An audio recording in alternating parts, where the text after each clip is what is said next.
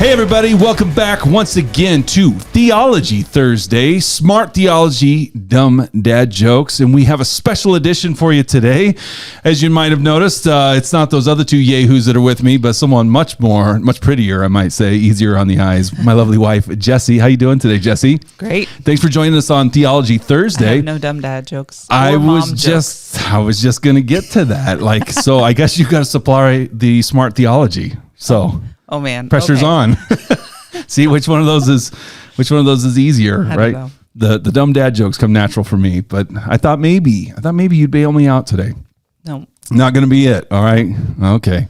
I don't even remember any of the jokes Nick told me.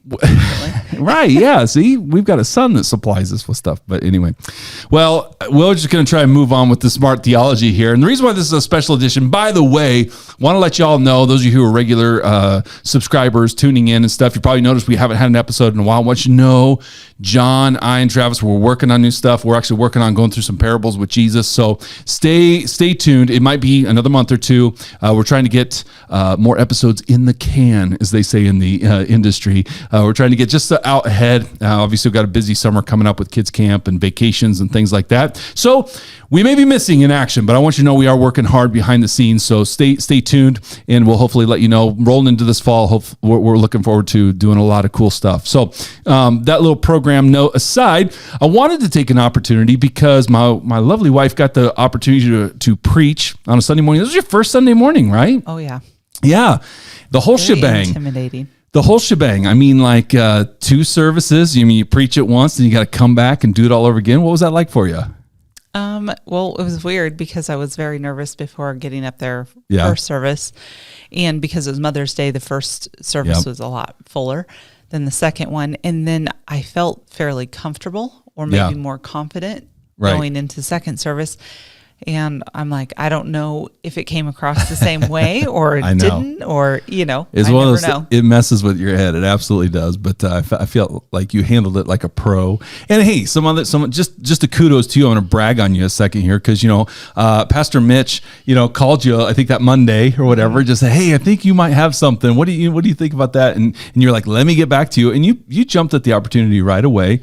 And then, man, you just, here's the deal. You're working a full-time job, right? Like, right. Hey, I get paid to hang out in my office and come up with a message. Not you, right? You're handling insurance claims and all that throughout the day. But man, you were coming home at night. We were discussing back and forth. I helped a little bit, but I was listening to a lot of commentary. Yep. On it, on the passage that I used for Sunday. Just trying to get the background. Just some history. Because it's like, I've read this story several times in my journey with the Lord, but it's just good to get that background because you really don't know all the things. And especially some more of the messianic type things or Israel, what's the history of Israel? What's going on in the culture? Why is this bad, important, whatever?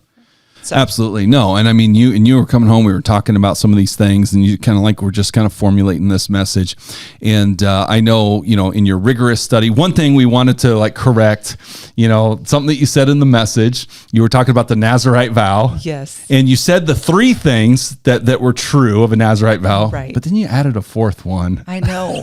And it's because I was like, man, I think I heard this in one of my commentaries, but then I was questioning it afterwards, and it was that Nazirites could not marry, right? And that's actually not true. It's not accurate. Some could. So we're correcting a mistake here. Choose to be celibate, but that is not mandatory according to the vow. And so I'm like, oh man.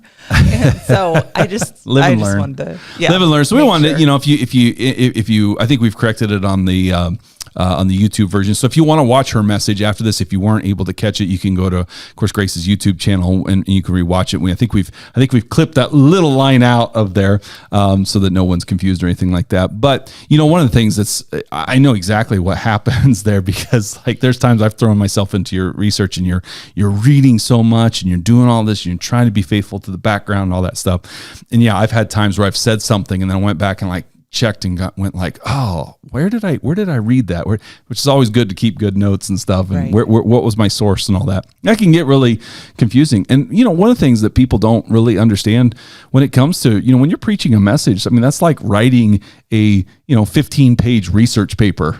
Right. Well, and because you are handling text. Yeah.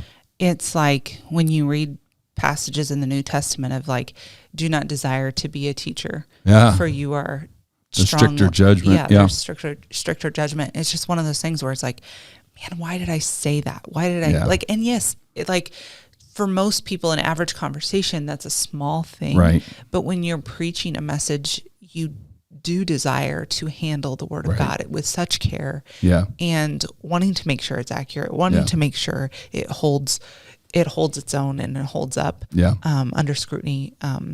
Because we are, we are called to be excellent, diligent. We want to study to show ourselves approved and all of that. And I mean, again, it's a simple thing. We don't want to camp out on that, but we just wanted to, bring it up that, hey, there was an area where you misspoke. And so we want to just make sure that we just cleared that up. But we're going to get into this here. And so, because here's the thing, as Jesse was preparing and we were kind of going back and forth, there was a lot of stuff that you kind of had to leave on the cutting room floor. Oh my goodness. Right? So much stuff. So much. Where are we going to start with this? I know, and you said like maybe you wanted me to kind of just set it up with Judges, like when we enter into this time, like Israel is a mess. It's crazy because the book of Judges, would chronologically be before, all of this that we're about to see in Samuel. And one of the things with Judges is if you start that book, it's like Israel's doing okay. I mean, it's not great, but it's like as you progress through Judges, it's getting worse and worse and worse and worse. And, even like I growing up in the church, you hear these amazing stories of Samson and his strength and his hair, but man, Samson was kind of a despicable guy. He's not really a hero. He's you want not to holding up his Nazarite vow either. Exactly. Right? He's touching dead things. He's eating honey from a lion's carcass. He shouldn't have done that. He's performing in like army stuff. Like he's defeating enemies, which you're not supposed to do because you're not supposed to take life. Yep. So it's crazy. All of these things, but yet what we should glean from those stories is really about the faithfulness of God. Right. Not how great people did in those stories, but really how faithful God is to his people, even though they're continually messing up. But the crazy thing about it is by the end of the book of Judges, you have a priest who has a concubine, and I mean, it's just so sad and tragic story. And it's like, well, what in the world, what's the priest doing with a concubine? But that's the state of the nation. They're in disarray. It's bad. And so that's what you're parachuting into when you see 1 Samuel, you open it up, right? And it talks about Eli and it talks about his sons. And I don't want to Right. Yeah. Well, and then the tabernacle is still in Shiloh. Right. So this is before King David takes it to Jerusalem. Yes, absolutely. And before there's ever a temple, like an actual Yeah, the tabernacle is there, and which is crazy because, I mean, you can go to Israel and they can speculate and say, this is where we think this is where we think this is. Thing is like biblical Shiloh, we know that's where it is. You can go there today. You can actually, it's an amazing, there's a tower kind of room that has all these windows. And what's crazy is you can stand there and look, and then on those windows, they project an image of the tabernacle, and you can see exactly on the ground where it stood. And it is crazy. It's crazy. Like every time I read the story of Hannah going to Eli and praying there, I'm like, man, I've stood right there. Yeah. It is so crazy. It is really cool. But yeah, so the thing of it is you've got Eli, who's, he's the priest. He's doing all this stuff. And then his sons are supposed to be carrying on and doing what they're doing, but they're not good guys at all. No. What did you find in your research? So as far as Eli and Hophnius and Phineas and Hophnius. It's like they are basically virgins. They're taking women's virginity basically. Because there'd be young maidens that would come in and minister to the Lord. They would do things, and because of their status, their purity or whatever. Right. I mean, they'd be seen as women who are pure, and these men are taking advantage of them. Absolutely. Yeah. And then not only that, but they were taking basically the choicest of meats. So when people would bring their sacrifice to give to the Lord, they would take the fattiest, the choicest of meats from their offering, so that it would not, the finest things would not go to the Lord. They would actually go to the priest. And I believe Eli even was partaking in part of that part of it. Which is crazy. And you're just thinking about that. It's like, and then even like later on, we'll see Eli kind of confront his children in a very passive way. And it's just like, but yet he was doing despicable things as well before the Lord. And so it's just like these very egregious things that you would not want for your priest. Right. And we don't even know maybe even the depth of what they were not doing. Yeah. Like we don't know, were they burning strange fire like other priests prior to them? We don't know if they were stealing from sacrifices. Like we obviously, the best was not going to the Lord, but still a portion was going to the Lord, but it wasn't what it was supposed to be. And I think it's like they were supposed to get, after the best was offered, they were supposed to get what was remaining. So when Hannah, by the time she jumps in on the scene, it's crazy because she's over there kind of praying. And I think it was Dr. Heiser in his podcast that we were listening to that he points out and says, how bad were things in Israel that Eli couldn't even recognize a woman praying to God. He just assumed she's drunk. I know. She's over there talking to herself. She's drunk. Like how bad were things in Israel that people, a priest couldn't even recognize, this spiritual practice happening. Exactly. Well, and then, so I am going to try to find out if there's anything else that you want to add to that, because I want to find out what he says to his boys, because I want to show the difference of how he approaches Hannah versus how he approaches his own sons. Oh yeah, I mean, because he's a lot more direct. He's more direct with her, Hannah. Right? He's more about correcting her, even though she's doing something right. He's not giving her the benefit of the doubt, but he kind of gives the benefit of the doubt to his sons. I'm just kind of shooting from the hip here, but it's kind of like, hey, I hear you're doing these things, and like he doesn't really confront his boys. And so, are you finding it there? No, I should have found it before. It's okay. It's somewhere in chapter 2. Yeah. But you can go and you can read. It's just like, basically he's just very passive. He finds out from other people, which is also kind of strange. How did he not know this was going on? Yeah. But finds out from other people, hey, I'm hearing rumors that you are taking virgins, that you are taking the choicest of sacrifices. Do you not know that this is an offense to the Lord, who can stand in such a time, or something like that? And so it's not direct. No. He's not even saying, how could you? Like, hey, knock it off, boys. Right. It's not. Yeah. And which is really interesting, because there seems to be some sort of pattern, David kind of does the same thing, with Absalom. Like, it's like, there's not this correction. Well, and if you go further in Samuel's life, you'll see that with his boys, Samuel doesn't, confront. And it's really interesting, because I think the Bible does show, human beings, we're just not really good at accountability. We're not. Yeah. We're either way too harsh. We're either way too harsh, and we cut people off at the knees. We don't, we just don't give a benefit of the doubt. We don't give room to grow.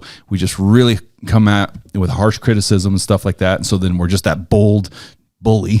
Yeah. Or then there's the passive element where we're just, grace and grace and grace and grace, where it's just like, it's just completely meaningless, because people are going to do what's right in their own eyes. Another phrase from, the Old Testament, the book of Judges, like people will do what's right in their own eyes. And so, there is this fine line. It's really interesting in the business world. There's a book called Radical Candor, by a gal by the name of Kim Scott. She writes an amazing book. It's not a Christian book, but she talks about this idea of how do you have radical candor? How do you have this place of empathy, but also this direct, and it's a lesson for all of us. And Eli didn't know how to do it. Samuel on some level, David didn't know how to do it. So we humans are really bad at confronting and correcting and doing it in love.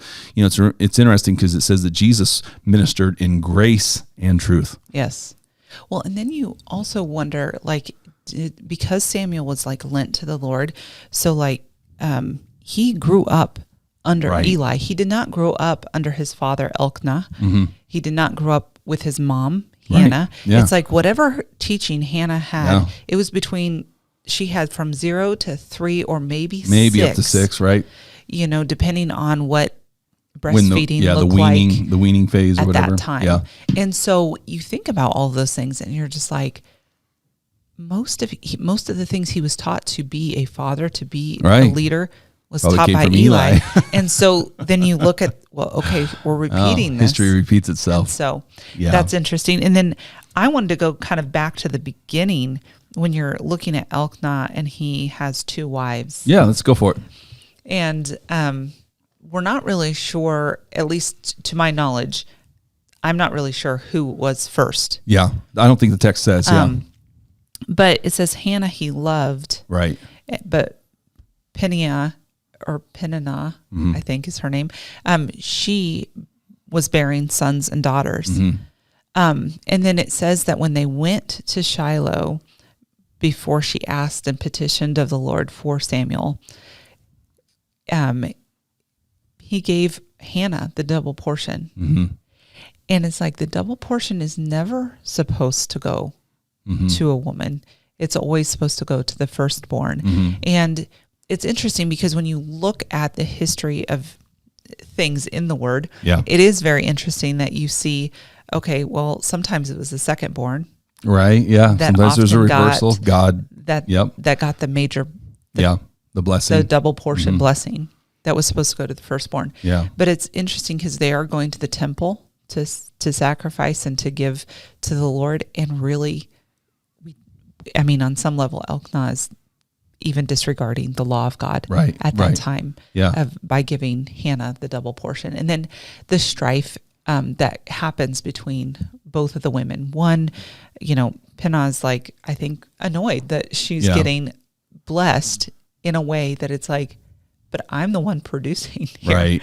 I'm the one making sure that we're all taken care of. Yeah. And I think it's just God kind of showing this isn't how he wanted marriage. Yeah. Like to have, multiple wives or whatever. It's just like that was never his design.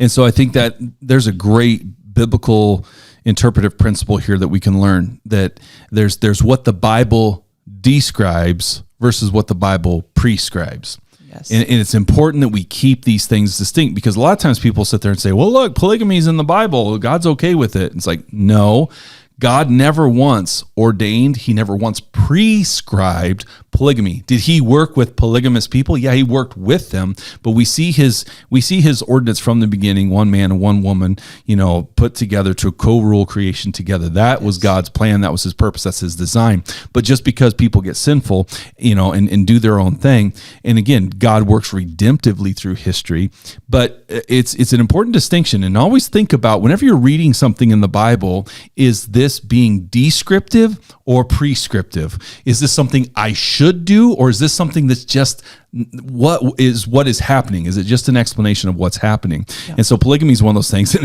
it's so interesting because it's like, I don't know if anybody could really truly make a solid case study in the positive for polygamy, right? Because everywhere you see jealousy, infighting, and all this. And what's interesting, and you brought this out in your message, maybe we'll go here for a second, this idea of barrenness, a woman being barren. Now, that in our culture today, that can have a heavy emotional toll, and rightfully so, because I think God has put us on this earth to have children, to flourish. That's part of the creation mandate, and certainly, women who may struggle with infertility, I know that can be very painful, and that could be, a difficult process. But the one thing I would want to just kind of, again, not that that's not painful for a woman today, and I want to be very sensitive to that, because it can be traumatic. But I think even more so in the ancient world. Even more so, because your value societally, not according to God, but societally, your value was in bearing children. That was just part of the culture, because literally that was your retirement plan. Right. That was your 401k. Right. That was your 401 Keith and Kevin. And, right. Yeah. Like that was your, because survival rates were somewhere around 40%. Yeah. Roughly, And so when you think about it, you know, if you grow into old age, you know, there's a good chance that half of your kids don't. Right. You know, I mean, it's just it's a brutal world.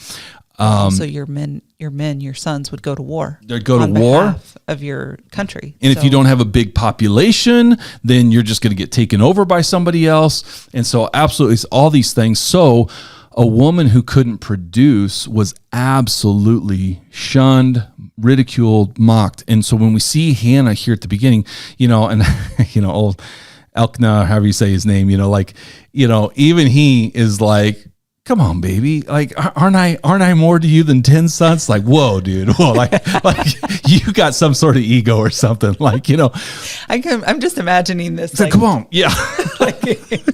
You got this right here. Come on.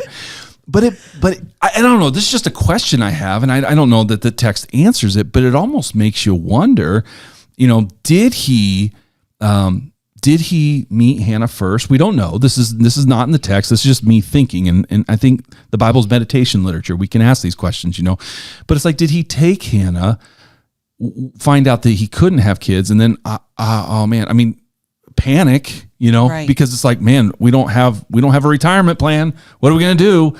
And then does he take this other woman? Because it's clear by him giving her the double portion and all this that he does favor Hannah. Right. But this other gal is giving him kids. But then she turns and is ridiculing and mocking Hannah, like, oh, see, you know, right. I'm bearing kids and stuff. And you know, the thing of it is like if he is loyal to Hannah, but he's just using this other gal as an economic means, you could see where that dissension and that strife and all that could enter into her. Then you almost feel sorry for her. Absolutely. You know, I mean, it's not a good situation. And the oppression continues. Like, I can't remember if it's Bible Project guys or Dr. Heiser that brought out that basically Hannah is a better Abraham. She's a more pure Abraham. Wow. Because with Abraham, it's like he's given a promise that he's going to have a son. Both Sarah and Abraham do a sinful act against the promise of God. So they've already been given a promise from God. They take it in their own hands. And they take it in their own hands. They then have Ishmael and help me with it, Hagar, right? Hagar was the servant, the Egyptian servant, gives them Ishmael. Well, it's still not the promised son, but yet you see God seeing her, you know? And then Abraham does finally, Sarah gets pregnant with Isaac. He's the promised child that God promised years before. He goes to basically sacrifice Isaac because the Lord says, will you give me your firstborn? Yeah. And so he goes up the whole time knowing, well, God's going to provide some means, but the difference is Hannah praised God before she received promise. Yeah. She didn't sin to get the promise. Right. And she waited on the Lord till she received it. Yeah. And then she praised God, and then she sacrificed him ultimately because she didn't kill him, obviously, and sacrifice him, but she lent him to the Lord. He was not going to be an economic benefit to her, or an emotional benefit, right? Or an emotional benefit, or anything like that. Like she honored her word, and you know, which is really incredible when you think about it. It's like, okay, Lord, you gave me this, I'm giving it back to you. Right. Now we do see later she has more kids, right? Which is pretty cool. That's a cool. I just think that's just like God, right? To be like, because, and you know, I don't know if the text anywhere explicitly says this, but it seems like God to me to be like, because you have honored me. We don't earn things from God, but God does show favor, and He is pleased with faithfulness. He is pleased when His servants, trust Him and obey. Right? Absolutely. That's faith. Right? That's faith. Well, and not obedience to get. Right. No. Obedience out of this love relationship, out of this connection. She didn't even ask for another child, right? It's just that one. I'll give you the one back, Well, and then even her praise. Like, this is one thing that I couldn't bring this out. Yeah. But during her praise, her prophecy of Messiah to come, it's like, I have this in says 7, let me see here. The Lord makes poor, makes rich. He brings low and exalts. He raises up the poor from the dust. He lifts the needy from the ash heap to make them sit with princes and inherit a seat of honor. For the pillars of the earth are the Lord's, and on them he has set the world. He will guard the feet of his faithful ones, but the wicked shall be cut off in darkness. I think it's earlier on. The childless woman now has 7 children. The barren has borne 7, but she who has found many children is forlorn. Yeah. So the barren has borne 7. Yeah. Right. And she only has the 1 at this time when she's declaring this. Right. So what does that mean? Yeah. I don't know. I mean, obviously, when she says the barren has borne, 7 is this idea of like completion, okay. It's this or number of perfection, right? So she's talking about the barren has the perfect, all of it, provision, household, so complete fulfillment. It's I mean the barren is born 7, and so that there's 7 is, like I said, it's that perfection number.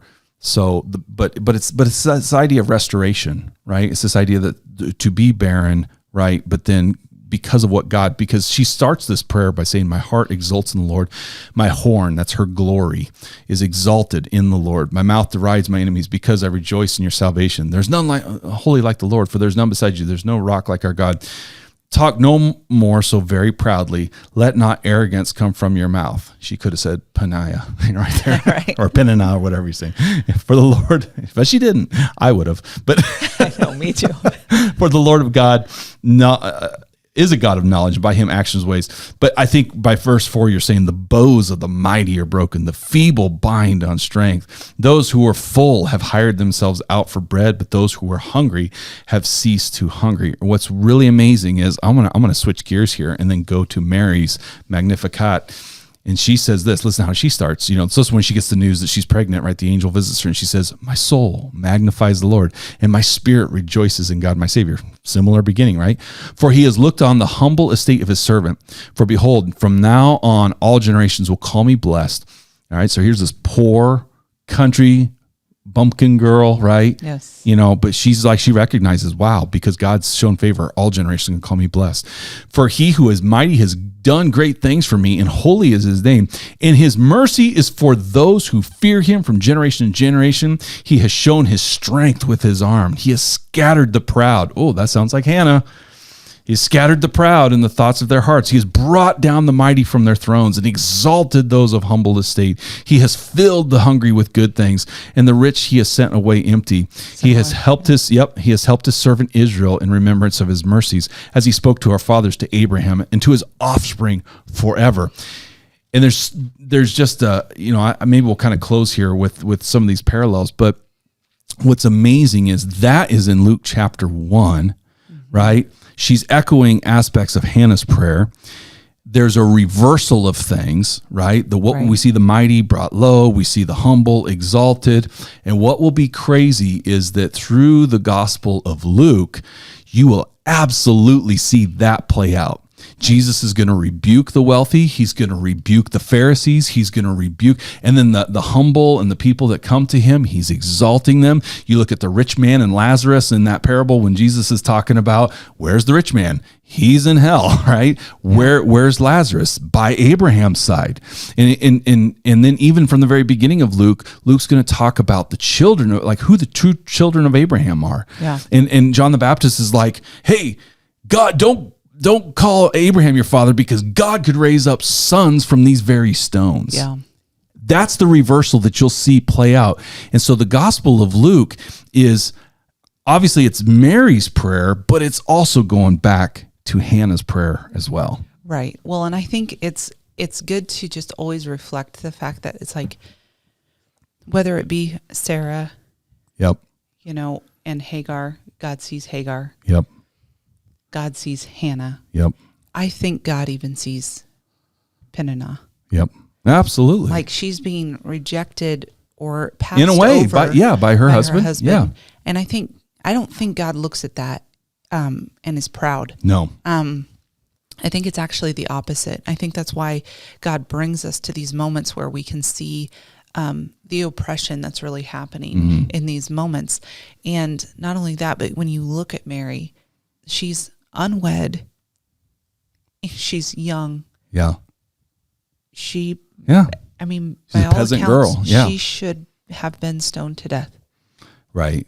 You know, I mean, they would have thought, yeah. I mean, she didn't technically do anything wrong. No, she didn't. But yet, but in society's eyes, yeah. There was nothing though to show for how. Right. Then how are you pregnant? How are you pregnant? Yeah, right. Yeah. I mean, this wasn't just happening. Yeah, they're gonna think that you broke the law. And so it's like when I look at Scripture and I see this upside down kingdom, right?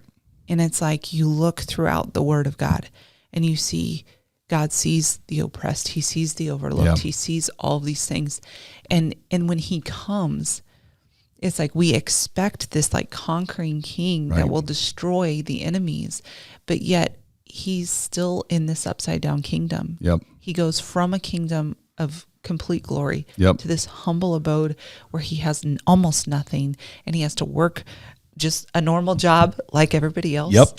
And He's bringing a kingdom that we, as natural people, we don't quite understand. Yeah. But yet it absolutely makes sense. I was going to say, doesn't it make sense? Doesn't it make sense that we see the glory? And I thought you did a great job. And I think Tim Keller was a little bit of your inspiration for this, about the four fathers of the faith. Yes. And we celebrate their victories and their triumphs and all that. And we see Jesus, obviously all this leads to Jesus, and He's our triumphant King. And that is true.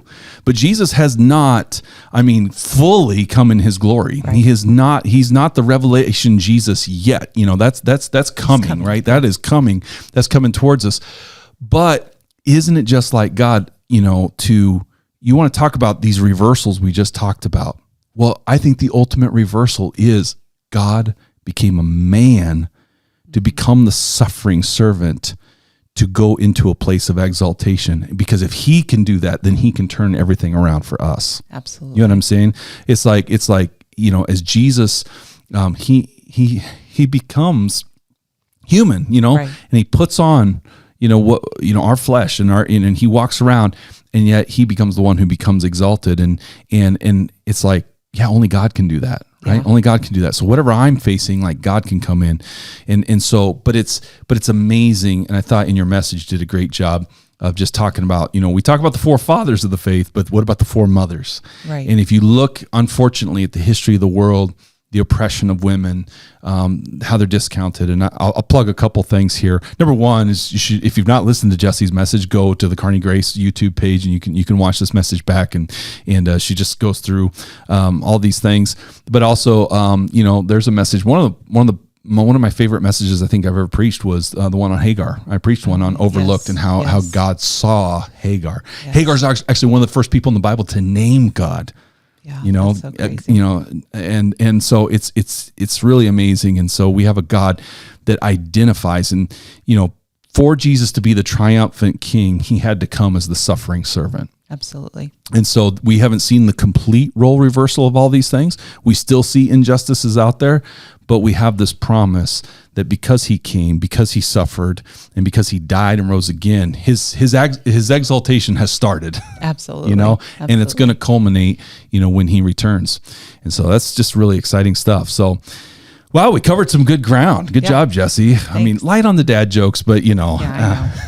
Next time you got to come prepared. Have good mom jokes. What is a mom joke? I don't know. It's girl math, but I don't know about mom jokes. I don't even think I know what girl math is. I'll explain it to you. Yeah. All right. You got any other closing thoughts? No, I just think, I guess one thought was just that I think it's so great that God, because of what Jesus did on the cross, He has brought us into this place of being able to transform our world to look more like the kingdom of God. Christians should look for oppression around them. Yeah. Whether it's bullying, like you're sitting with friends at lunch table, or whether you're just seeing somebody that just, they get overlooked for whatever reason, just to be a friend or a source of comfort or encouragement. I just feel like there's so many areas or ways that we can see oppression in our world, and we can try to be an answer. Obviously listening to the Holy Spirit in guiding you in that way. Yeah. But it's just like, it's so cool because of what God did that he invites us into that work with him. Yep. I just think it's neat. It's really good. That's really good. And hey, we'd appreciate the encouragement. If you'd like, subscribe, share, comment below, whatever. Give us a 5-star review on whatever podcast service. And we want to thank you for tuning in. And once again, stay tuned. We've got some episodes coming up in the future, going to be a couple months, but promise you that we are working on those things. Otherwise, we'll see you next time.